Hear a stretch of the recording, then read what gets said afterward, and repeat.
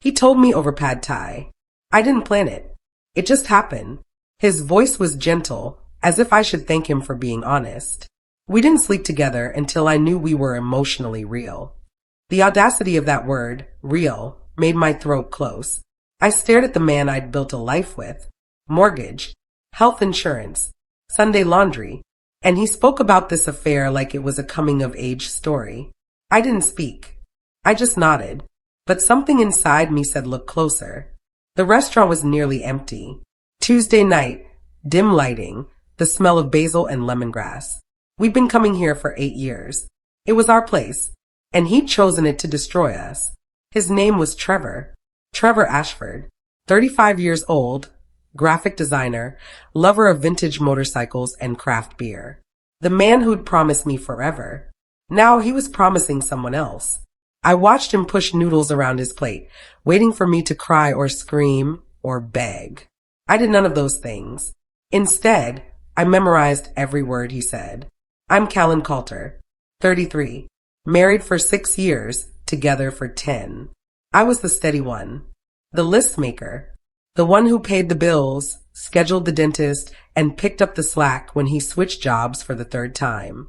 I was his home base, but I wasn't inspiring. I wasn't adventurous. At least, that's what he told me after the betrayal. This isn't just about cheating. It's about emotional grooming, financial manipulation, and the slow, quiet erosion of self-worth. This is the story of how I got it all back without screaming. I worked as a project manager for a tech startup in Portland. Trevor freelanced from home, which meant I carried most of our expenses while he built his portfolio. I'd believed in him, supported his dreams, covered rent when clients didn't pay. And this was my reward. A confession over dinner that he'd found someone more exciting. Someone who made him feel alive. As if I'd been slowly killing him all these years. He thought he was clever. But he reused his email password, the one we'd shared when we built our wedding registry. I logged in. There she was. Lark. That was her name. Or at least, the name she'd given him. The emails were nauseating. Not just romantic. They were plans. Rent, job referrals, his dream of moving to Austin together. The date of their first email was 9 months before he'd told me. 9 months of lying to my face. 9 months of coming home and kissing me goodnight while planning his escape. I sat in our home office, the one I'd painted sage green because he said it helped his creativity, and read every single message. They talked about me, about how I was controlling, how I didn't understand him, how she was different, free-spirited, a kindred soul. She signed her emails with little bird emojis. I wanted to throw up, but I didn't. I copied everything to a USB drive instead. I confronted him. Calmly, I asked about the timeline. He exhaled. Callan, can we not make this ugly? You always get so dramatic. There it was. That tone. Like I was the one who owed him emotional restraint. He turned his affair into my fault. That's when I realized this wasn't just about infidelity. This was psychological warfare. We were standing in our kitchen. Morning light streamed through windows I'd cleaned the day before. Coffee brewing in the machine I'd bought on sale. I just want honesty, I said, voice steady. When did it start? He leaned against the counter, arms crossed. Does it matter? Yes. You're going to twist everything I say. I'm asking for the truth. He sighed like I was exhausting him. We met at that design conference in March. We connected. It was innocent at first. March was 11 months ago. He'd lied during the pad thai confession too. I filed that information away, said nothing, and went to work. But inside, something had crystallized. I was done being his villain. I looked deeper into her. Her email signature said she worked for a digital marketing agency in Austin. I called the company. They'd never heard of her. No employee, no contractor, no intern. Ever. Her social media was a skeleton. Photos posted months apart. No tags. No friends commenting. I reverse image searched her profile picture. It was a stock photo. The discovery sent ice through my veins. Who was this woman? Her Instagram had 47 followers. All bots or inactive accounts.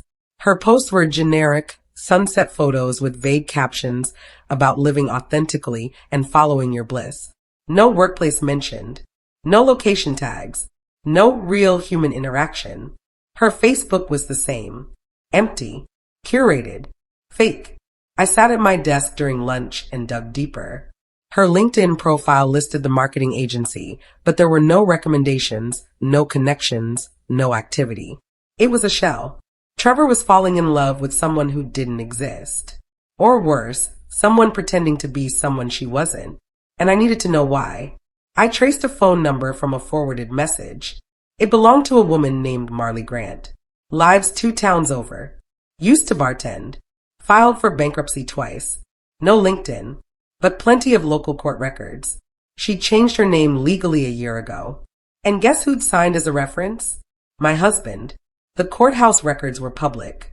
I'd spent 3 hours scrolling through databases until I found the petition. Marley Suzanne Grant, age 29, requesting a legal name change to Larkwinter Meadows. Reason stated, personal reinvention. Date filed, 14 months ago. Trevor's signature was right there on the character reference form, which meant he'd known her longer than he'd admitted, which meant he'd been lying about everything from the start. Marley had a criminal record too. Nothing violent, but plenty of small-time fraud. Passing bad checks. Identity theft misdemeanors. Evictions. This woman was a con artist, and my husband was her latest mark. Or maybe I was. I printed everything and added it to my growing file. I logged into our joint account. He'd been moving small amounts, 300 here, 500 there, every 2 weeks into a business account under his name. He labeled them as consulting expenses. He wasn't starting a business. He was building an exit fund. I sat at the kitchen table with our bank statements spread before me. The pattern was clear once I looked for it. Every paycheck I deposited, he siphoned a percentage. Slowly, carefully, small enough that I wouldn't notice immediately. Over the past 9 months, he'd moved $18,000. Money I'd earned. Money that should have been going toward our mortgage, our savings, our future. Instead, it was funding his fantasy with a woman who didn't exist. I checked the business account. It was registered to a company called Ashford Creative Studios. No website. No clients. No actual business activity. Just a shell to hide money. I photographed every statement, every transaction, every transfer. Then I called my bank and opened a new account. Solo. In my name only. I found it while looking for a napkin. A gold and emerald engagement ring, $3,200, dated 2 weeks before he'd told me about Lark. He was going to propose to her before even telling me he was leaving. That wasn't romance. That was calculated cruelty. The receipt was folded in his glove box, tucked under insurance papers and old parking stubs. I'd been looking for napkins after spilling coffee. Instead, I found proof of premeditation. The jeweler's name was embossed at the top. Cascade Fine Jewelry. I knew the place. We'd bought my engagement ring there 9 years ago. He'd gone back to the same store. Used the same credit card we shared. Bought another woman a ring more expensive than mine. The date on the receipt was 2 weeks before the pad thai dinner, which meant when he'd sat across from me, confessing his love for someone else, he'd already been planning his next proposal. I wasn't his wife anymore. I was just an obstacle to his new beginning. I put the receipt back exactly where I'd found it. I met with a quiet, razor-sharp attorney named Ellen. She told me not to confront him again. Not to leave. Not yet. Let him keep thinking you're broken, she said. Because when he underestimates you, that's when you win. So I smiled at him over dinner and started taking notes. Ellen Ortiz worked out of a small office downtown. She'd been recommended by a coworker who'd gone through a brutal divorce and come out victorious. She listened to my story without interrupting, took notes in neat handwriting, asked specific questions about assets, income, and timelines. Do you have documentation? She asked. I slid the USB drive across her desk. She plugged it in, scanned through folders, and smiled. You've been busy. I'm a project manager. Documentation is what I do. Good, because we're going to need every piece of this.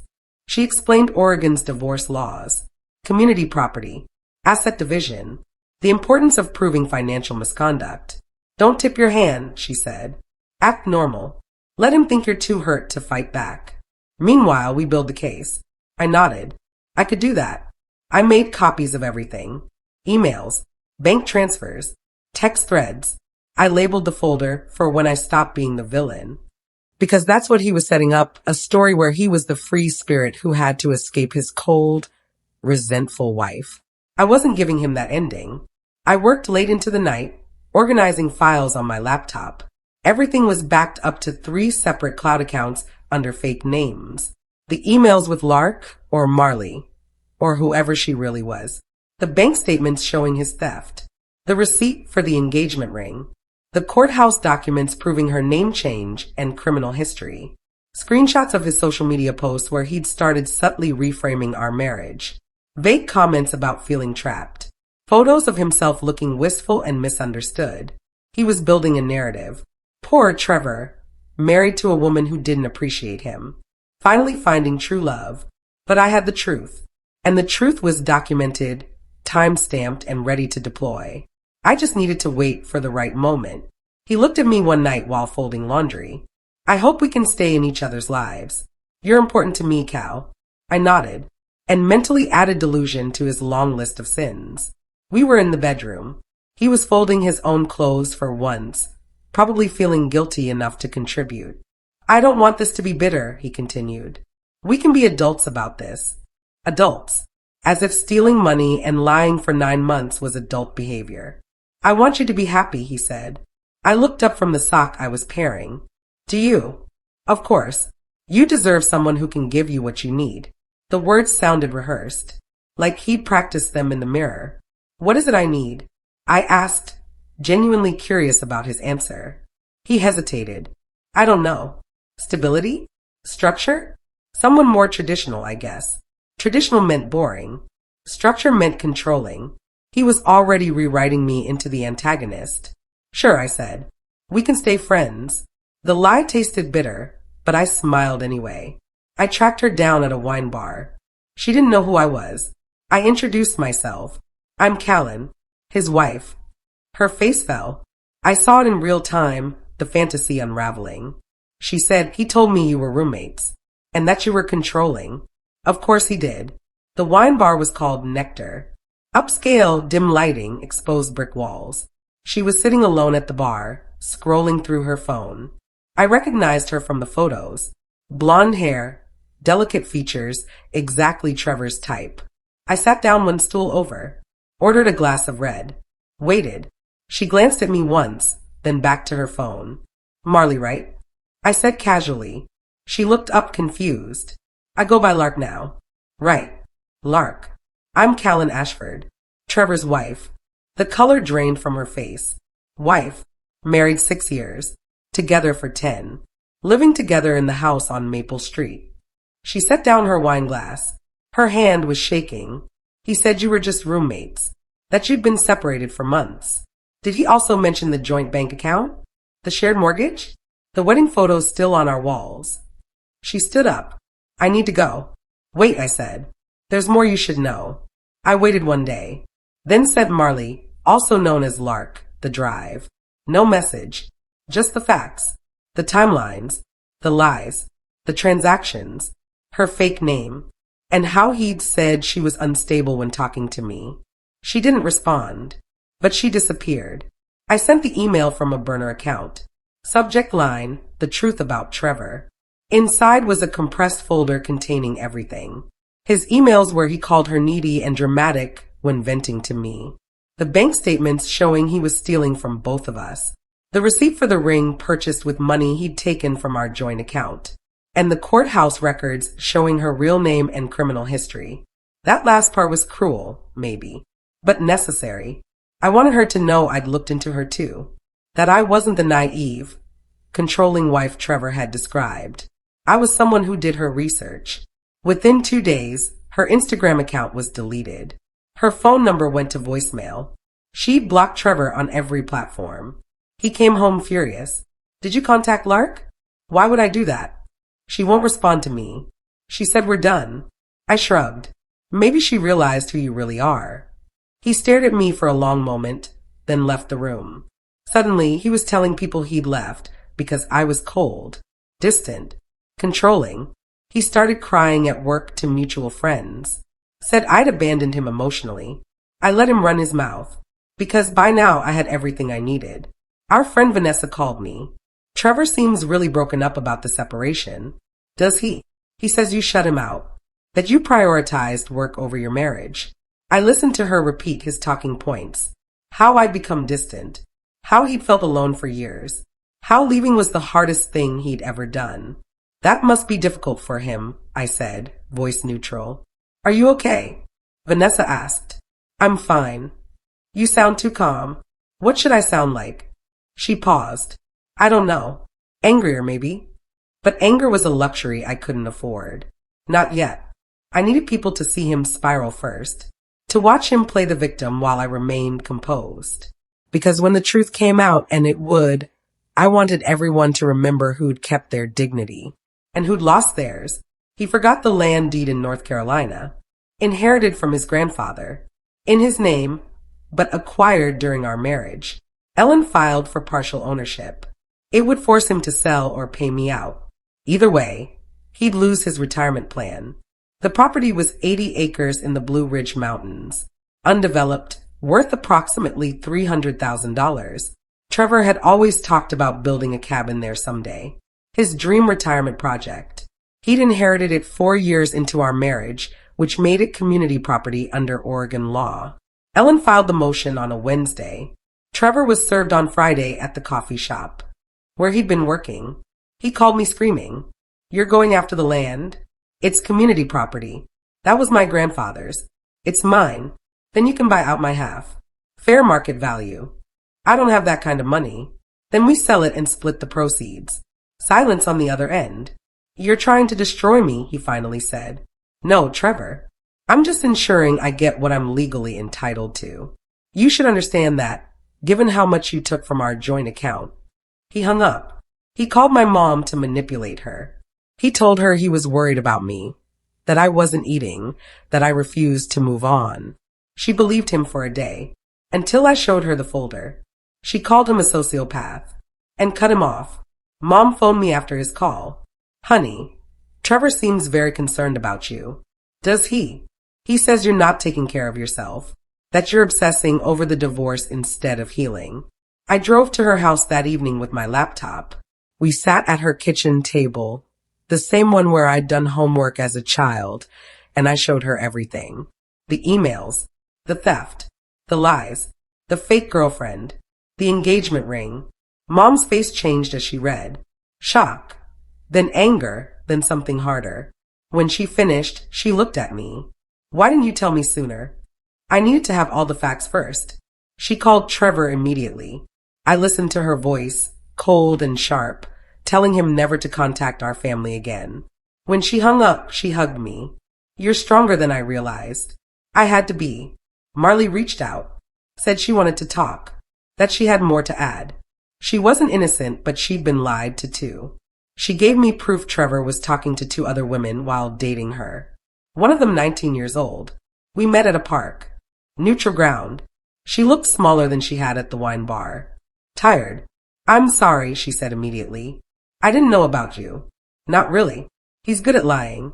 He told me you were abusive, that you controlled all the money and wouldn't let him leave." I almost laughed. "And you believed him?" I wanted to. She pulled out her phone. But then I found these. She showed me screenshots. Conversations between Trevor and 2 other women.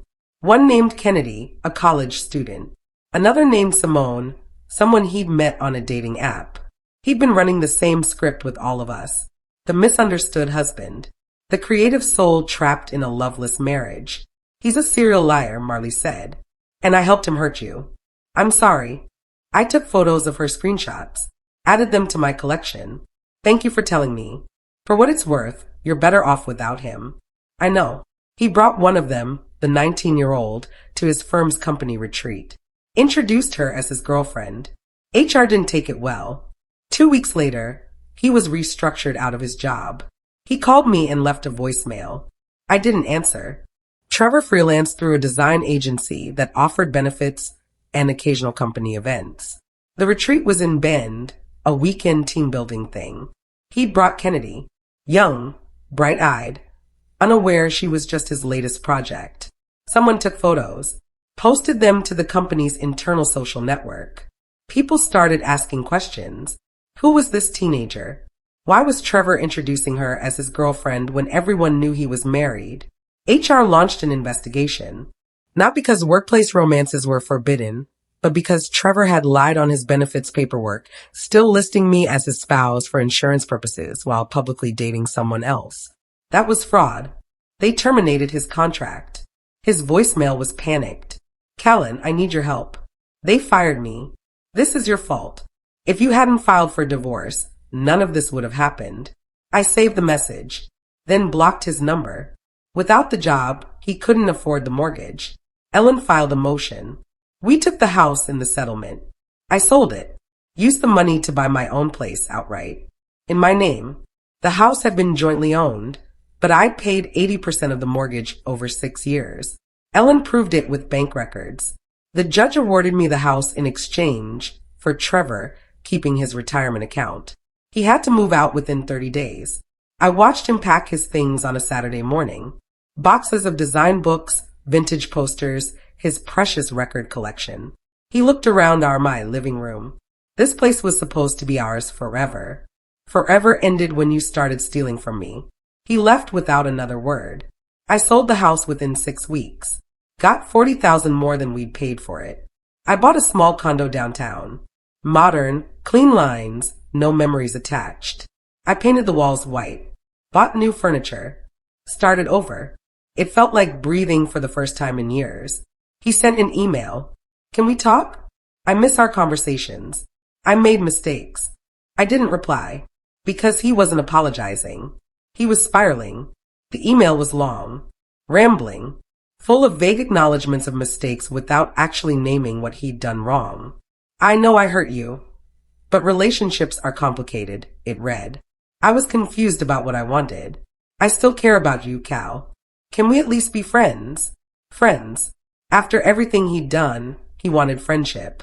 Not accountability. Not genuine remorse. Just access to me again. I showed the email to Ellen. Classic manipulation, she said. He's realizing the grass wasn't greener and wants to keep you as a backup option. Should I respond? Absolutely not. Silence is the strongest message you can send. So I didn't respond. Not to that email, or the 3 that followed it. Each one got more desperate, more accusatory. Finally, he stopped sending them, and I felt nothing but relief. His former firm invited me to their gala out of respect. He wasn't invited. I went. In a black dress I never would have worn when I was married. Confident, warm, unbothered. His former boss raised a glass to me during a speech. Some people build character. Others build empires. The gala was at a hotel downtown. I almost declined the invitation, but then reconsidered. Why should I hide? I'd done nothing wrong. I bought a new dress. Black, sleeveless, elegant. Got my hair done. Wore the confidence I'd been building over 6 months of fighting for myself. People at the event knew my story. Trevor's firing had been office gossip. But instead of pity, I received respect. His former boss, Raymond, approached me during cocktail hour. Callan, I'm glad you came. Thank you for inviting me. I want you to know, what Trevor did was unacceptable on every level. We should have seen the red flags sooner. It's not your responsibility. Still, you handled everything with remarkable grace. During his speech, Raymond said that line about character and empires. Several people looked at me. I raised my glass and smiled. The truck he loved, his freedom vehicle, was repossessed. He'd sold it online. Cheap. A mutual friend told me. I smiled, because it wasn't the money. It was the symbol of who he thought he was. Gone. Trevor's truck was a vintage Bronco. He'd spent 2 years restoring it, posting progress photos online, talking endlessly about road trips and adventure. It represented his identity. The creative, free-spirited man too wild to be tamed by suburban life. He'd bought it with a loan, using the house as collateral. When I took the house in the settlement, the loan came due. He couldn't pay. The bank repossessed it within 45 days. Our mutual friend, Derek, told me he'd seen Trevor selling it online. Listed for half what he'd put into it. He looked rough, Derek said. Kept talking about how everything was falling apart. I felt a flicker of something. Not quite satisfaction, but close. Trevor had tried to trade our stable life for freedom and adventure. Instead, he'd lost everything, and I'd gained myself back. He made one too many pity calls, said I'd ruined his life, that he was a broken man. Our mutual friend, a therapist, told him plainly, "No, Callan just stopped covering for you." Derek eventually got tired of Trevor's complaints and told him to call someone else. That someone was our friend Patricia, who happened to be a licensed therapist. She listened for 20 minutes while Trevor ranted about how I destroyed him, taken everything, turned people against him. Finally, she interrupted. "Trevor, did Callan make you steal money from your joint account?" "That's not. Did she make you lie about your affair for 9 months?" "You don't understand. Did she make you bring a teenager to your company retreat while committing benefits fraud?" Silence. "No," Patricia continued. "Callan didn't ruin your life. She just stopped protecting you from the consequences of your own choices." Trevor hung up on her. She called me afterward. "I probably shouldn't tell you this, but I'm proud of you." "For what?" "For refusing to be his cleanup crew anymore." That phrase stuck with me. I'd spent years being his cleanup crew. Not anymore. He emailed again. Just one line. "Do you ever miss me?" I didn't answer. But if I had, I would have said, "I miss who I thought you were, not who you are." The email arrived on a Wednesday evening. I was cooking dinner in my new condo, listening to music, feeling peaceful. My phone chimed. I saw his name and almost deleted it without reading. But curiosity won. "Do you ever miss me?" 5 words. 5 words that assumed I'd spent months pining for him. I stared at those words for a long time. Did I miss him? I missed the idea of him. The person I'd believed he was when we were 23 and full of dreams. But that person had never existed. I'd loved a projection, a possibility, a version of Trevor he'd never actually been. The real Trevor was a liar, a thief, a manipulator. And no, I didn't miss that man at all. I closed the email without responding, blocked his address, and went back to cooking dinner. Alone, happy, free. I'm not angry anymore. I'm thriving. I'm rebuilding. I sleep peacefully. I laugh louder. He destroyed the version of me that needed to be chosen. And now I choose myself. And that's the most devastating thing I could ever give him. Silence. 6 months after the divorce was finalized, I ran into Trevor at a coffee shop. He looked older, tired. He was working on his laptop, freelancing again, struggling to rebuild his career. He saw me, started to stand. I looked right through him and walked past, ordered my coffee, collected it, left, as if he were a stranger, because in every way that mattered, he was. That evening, I sat on my balcony watching the sunset over Portland. My condo was small but mine. My bank account was healthy. My life was peaceful. I'd rebuilt everything he'd tried to take from me. My confidence, my financial security, my sense of self. Trevor had tried to rewrite our story with himself as the hero escaping a cold, controlling wife. But the truth was simpler. He was a man who'd chosen lies over love, and I was a woman who'd chosen herself over staying small. That's not revenge. That's just freedom. And freedom, I'd learned, is the best ending of all.